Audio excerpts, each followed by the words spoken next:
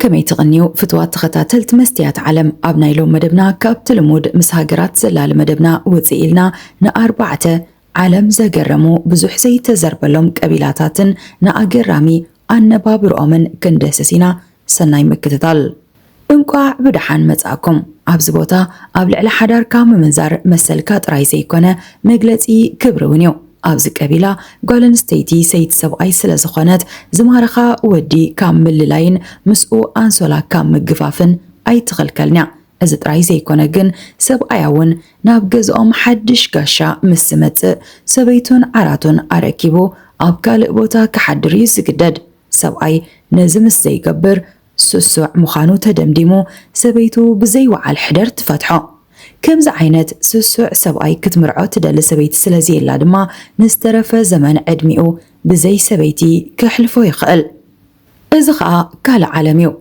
مسكينن حيوين سبعي سبيتو زمن تقللو عداقا دك تبعتيو أبزبوتا حدست ململ من اسيات قصم بغي حامد أوكيبوم سريتا سنانو من أعينتو من النار أيو دك أنستيو نخمرتهم زتفل عليو من كسقاسات يقبرو اتن زمرت دك أنستيو جن سب حدارين كابو حليفون أدغلعو كخونا يخلا يخون بر أبت عداقا كاب سبعين زحيش ود تبعتاي مسترخبا عتت كيبلن دك أنن سبقتنن رحريحن مستحدش زمارخن قوبز كخبل لا يخلا أب كم زعينت كنتات وي سبعي نحدش زمدنا بعالت بيتو بزخونة من قدي دو كبلو يكألنيو ازي أب قربيت هاجر إيتيوبيايو عقن ألبو قصف دك تبعتيو ملليك ونجنان تبقن زخونة لو قبيلة ود تبعتاي ماراخ تباهيلو نخجلت نكبابي شدشت أوارح دم انسساتات متصبا حويسو زستيلو أجرام قبيلة كبدو تقباقيبو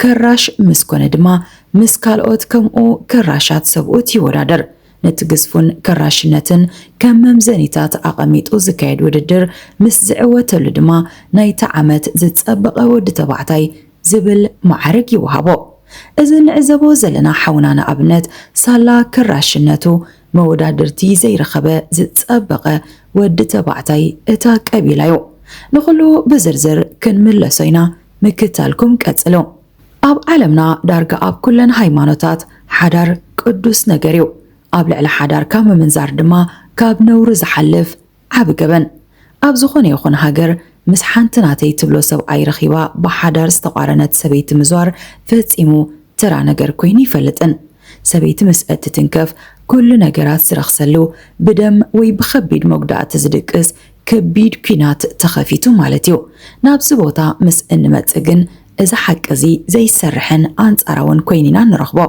أبا هاجر نامي بيعين عزلنا أما أكل قبيلة هينبا سبقاي إن رأينا سمعه عراتو لغيقو نابيتو نزمت أود تبعتاي قاشا بملك حياب زقربهلو قبيلة بمسرة بهلك قبيلة هينبا حدناي قربا عركي ويفتاوي ويون كبور قاشا نابيتكا مسمت سبقاي اتقزا نتي أوكي بيسا تباهيلو زتوع سرعتك قبابلا قاشا تقبراوي يقبر إزمالت اتسوعي سويتون عراتون نتقاشا أراكيبو نسو أبكال كفلي ويدما كاب قزاوت أي حدر إذا تكبر أبلع لقاشان نزلوهم كبرن فقرن زقلتلو أب منغو تسوعي قزان قاشان نزلو عركنت زد لادللو كم أون أب منغو كلتيوم كفتر نزخل نايكن منفس بأقو زمحولو أقدا سبهالهم يو إذا سنسرعات ولد أبو قندوبة سبعي زقبر يخون إتا سبيت ونقن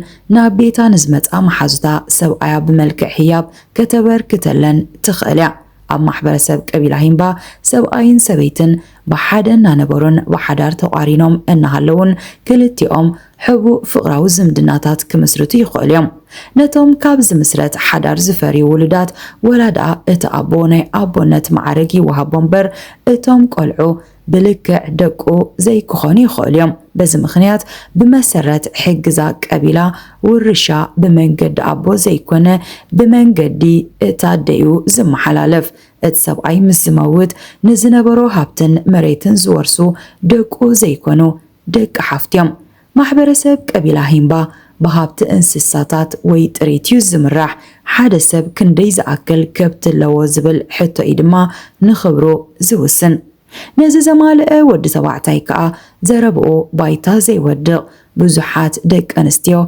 نفقرن حدارن زمنيو تمرات سب يخون ማሕበረሰብ ቀቢላ ሂምባ ኣብ ሰሜናዊ ምዕራብ ናሚብያ ኣብቲ ብድርቀቱ ዝፍለጥ ግዝኣት ኣካኦ ላንድ ብብዝሒ ዝርከቡ ህዝቢዮም ኣብዚ ቦታ ካብ ጎረሮኻ ንምጥላልን ንመስርሕ ምግብን ዝሓልፍ ማይ ምርካብ ኣዝዩ ከቢድ እዩ ብሕፅር ዝበለ ደቂ ኣንስትዮ ካብቲ ንዓቕሚ ሄዋን ዝበፅሓሉ ግዜ ጀሚረን ኣካላተን ማይ ትበሃል ቀሪቦ ይፈልጥ ነው ጽባቐን ዓቂበን ንምቕጻል ድማ ካብ ጠስሚ ስብሐ እንስሳታትን ቀይሕ ሓመድን ዝተሰርሐ ኦትጂዘ ዝተሰመየ ቅብኣት ኣብ መላእ ኣካላተንን ፀጉረንን ይልከያ ጥዑም ሽታ ንኽህልወን ድማ ዝተፈላለዩ ኣቁፅልቲ ብምትካኽ ይዕጠና እዚ ኣገባብ ኣነባብራ ካብ ሕሉፍ ባህሊ ዝመንጨ እምበር ሃገሮም ድኻ ስለ ዝኾነት ኣይኮነን ምኽንያቱ ናሚብያ ሃገሮም ሓንቲ ካብተን ንዜጋታተን ምቹእ ናብራ ክፈጥራ ዝኽኣላ ብኣጻብዕ ዝቑፀራ ሃገራት ኣፍሪቃ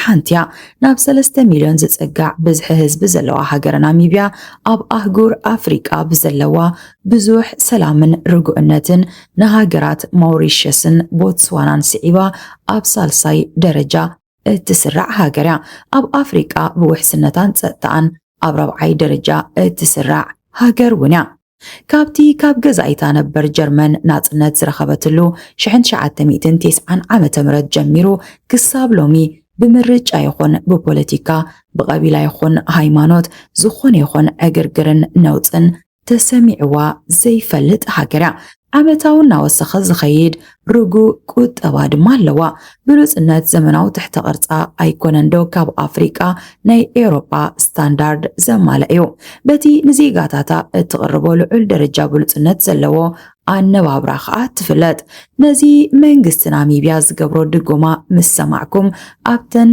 ብሃብቲ ነዳዲ ዝበልጸጋ ሃገራት ማእከላይ ምብራቕ እምበር ኣብ ኣህጉር ኣፍሪቃ ዘይክመስለኩም ይኽእል እዩ ኣብ ኣፍሪቃ ንዜጋታታ መንበሪ ገዛን መሬትን ብነፃ እትዕድል ዕድሚኦም ልዕሊ 60 ዓመት ንዝኾነ ሽማግለታት ወርሓዊ ገንዘብ እትኸፍል ወለድን ዘይብሎም ህፃናት ዓቕሚ ኣዳም ክሳብ ዝበፅሑ ምሉእ ወፃኢታቶም ሸፊና ብልዑል ክንክን እትዕቢ ሃገር ኣላ ምስ እትበሃሉ ካብ ሓቂ ዝረሓቐ ክመስለኩም ነበር እዩ እቲ ሓቂ ግን እዚ ኣብ ሃገረ ናሚብያ ዝርከብ ናይ ክውንነት ህይወት እዩ ናሚብያ ሰፊሕ መሬትን ውሑድ ህዝብን ዘለዋ ሃገር ብምዃና መንግስቲ ትሑት ኣታውን ዘለዎም ዜጋታቱ ፕሮግራማት ህንፀት መንበረ ኣባይቲ ብምውፃእ ልዑል ድጎማ ይገብር ወለድን ዘይብሎም ህፃናት ከዓ ዕድሚኦም 18 ዓመት ክሳብ ዝመልእ ገንዘባዊ ድጎማ ይገብረሎም ኣብ ናሚብያ ዕድሚኦም ልዕሊ 60 ዓመት ዝኾኑ ዜጋታት ብምሉኦም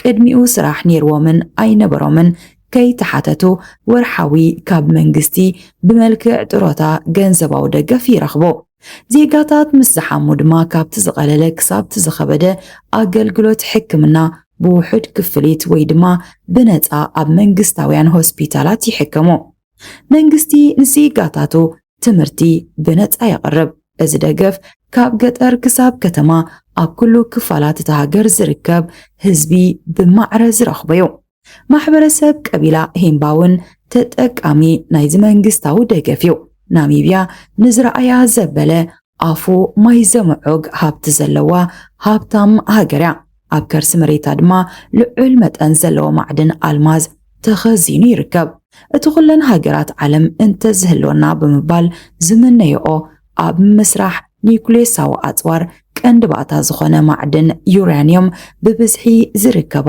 ሃገር ውንያ ብዘለዋ መጠን ዕቑር ሃብቲ ዩራኒየም ካብ ሃገራት ዓለምና ኣብ ሳልሳይ ደረጃ እትቕመጥ ሃገር ውንያ እዞም ትዕዘብዎም ዘለኹም በፅሕታት ኣብቲ ዓመት መፀ ዝካየድ ውድድር ቁንጅና ናይ መወዳእታ ሕፅያት ኮይኖም ዝቐረቡ ተወዳደርቲ እዮም እዚ ንዕዘቦ ዘለና ጎበዝ ድማ ነቲ ውድድር ጽባቐ ዝተዓወተሉ ዝጸበቐ ወዲ ተባዕታይ ቀቢላ ጽባቐ ብዓይኒ ጠማት እዩ ምዃኑ ግን ዘይምርሳዕ ኣብ ጎረቤት ሃገር ኢትዮጵያ ኢና ዘለና ኣብ ደቡባዊ ክፋል ዞን ቦሞ ካብ ዝነብሩ ቀቢላታት ሓደ ዝኾነ ማሕበረሰብ ቦዲ ወይ ድማ ማሕበረሰብ የመን እዚ ትዕዘብዎ ዘለኹም ፌስቲቫል ካኤል ይዝበሃል ካኤል ዓመት መፀ ኣወር ሕሰነ ዝካየድ ማሕበረሰብ ቀቢላ ቦዲ ቁራዕ ሓምሊ ውፃእ ገዓት ጠስምእቶ ብምባል ናብ ሓድሽ ዘመን ዝሰጋገሩሉ በዓል እዩ።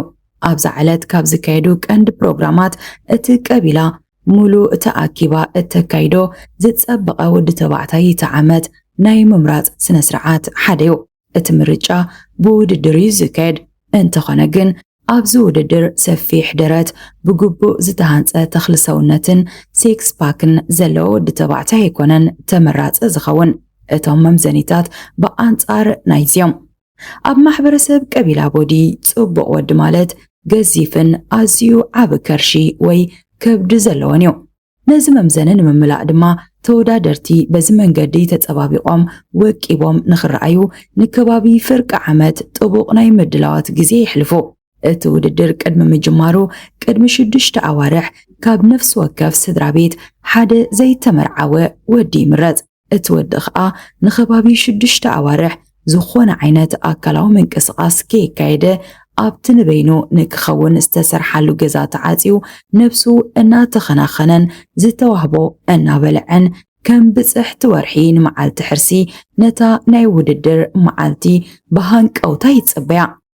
ኣብዘን ኣዋርሕ ብተወሳኺ ናይቶም ዝምገቦም ዝተፈላለዩ ምግብታት ገዚፍ ንምዃንን ከብዱ ኣመና ንምዕባይን ጸባ መዓርን ደም እንስሳታትን እናሓዋወሰ መዓልታዊ ብብዝሒ ይሰቲ።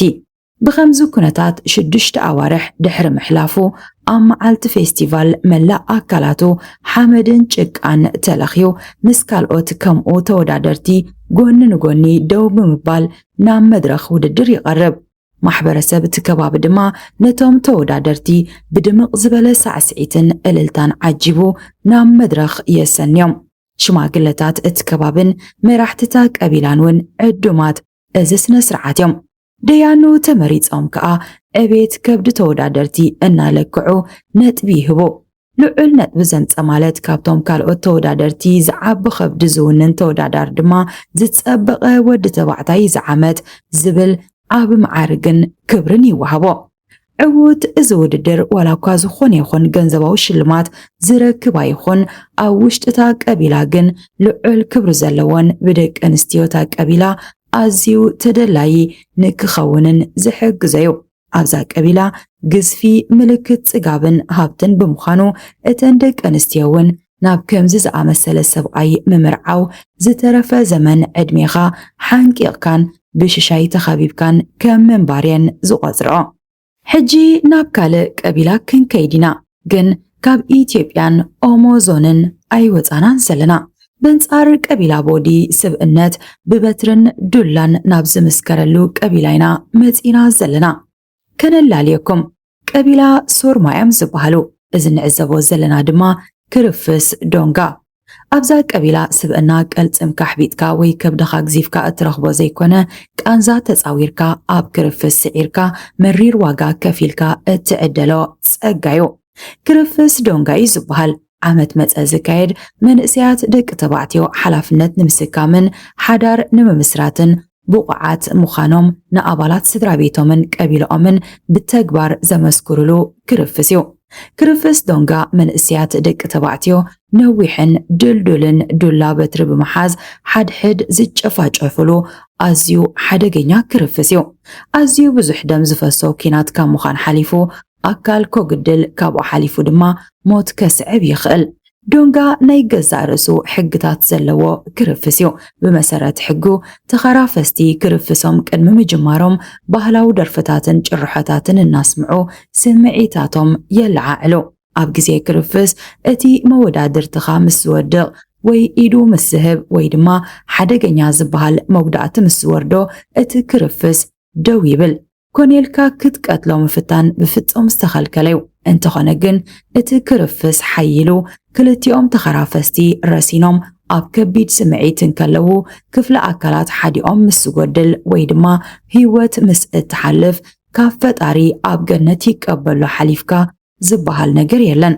ቆናጁን ወይ ዘራዝርን እቲ ቀቢላ ነዚ ክርፍስ ንምዕዛብ ይዕደማየን። ቀንዲ ዕላማ ዝክርፍስ እውን ዕውት ኮንካ ብምውፃእ ነቲ ህይወት እትቕርበልካ ላዕልን ታሕትን ምስካም ሓላፍነትን ብቑዕ ምዃንካ ብምስካር ብደቂ ኣንስትዮ ተደላይነትን ኣቓልቦን ንምርካብ እዩ።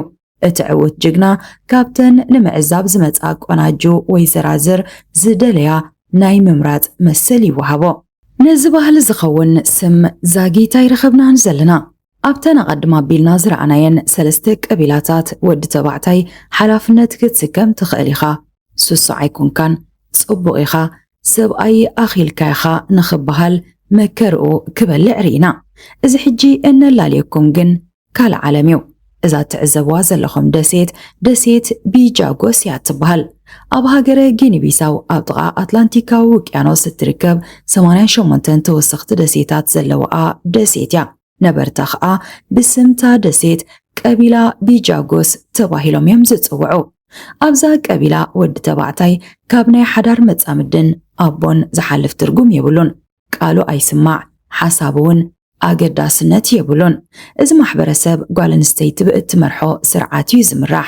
ኣብዛ ቀቢላ ኩሉ ስልጣን ናይ ጓል ኣንስተይቲ እዩ።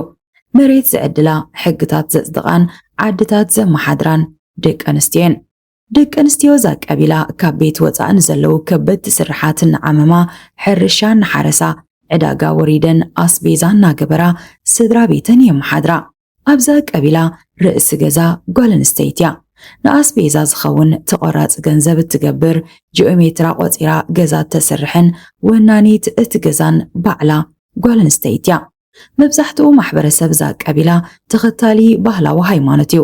ቀዳሲትን መራሒት እቲ ሃይማኖትን ግን ጓል ኣንስተይቲ እያ።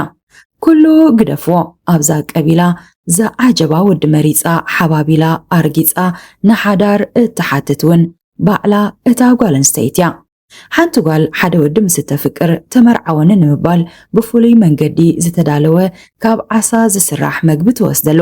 እቲ ወዲ ነቲ ዓሳን ተበሊዕዎ ሓራይ ክምርዓወኬ ኢልዋሎ ማለት እዩ።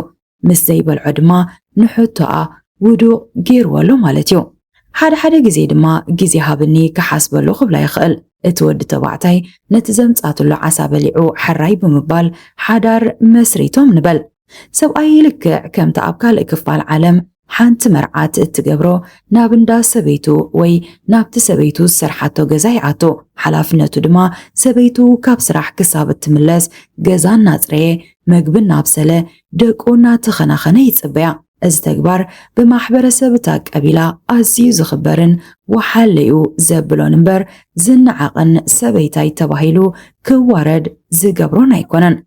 ንድሕረ ባይታ ደቂ ኣንስትዮ ቢጃጎስ ምስ እትውከስ ጀጋኑ ምዃነን ኢኻ ትግንዘብ።